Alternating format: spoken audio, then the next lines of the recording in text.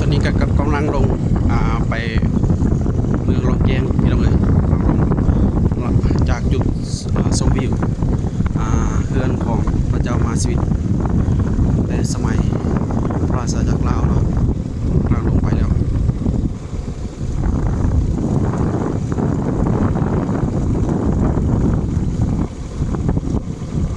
อากาศจะเย็นที่นี่พี่น้องเอ๋ย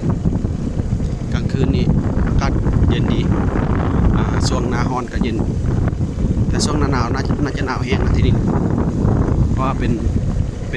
เมืองภูเขาอ้อมล้อมหมด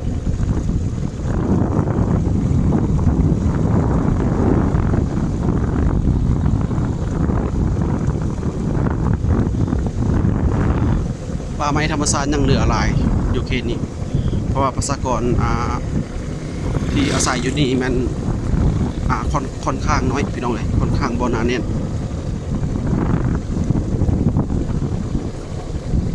คือหมู่บ้านจะห่างกันหลาย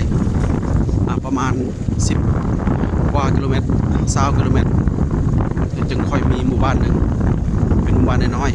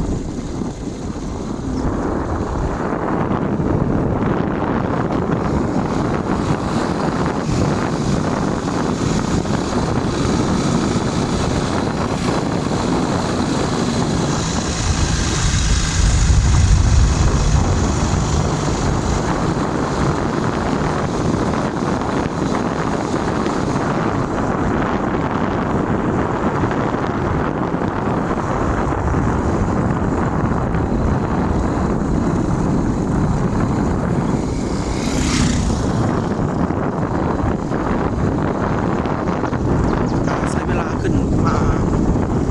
ถึงจุดชมวิวนี่ก็ประมาณอยู่5 นาทีเนาะขี่รถขึ้นมาประมาณ5 นาที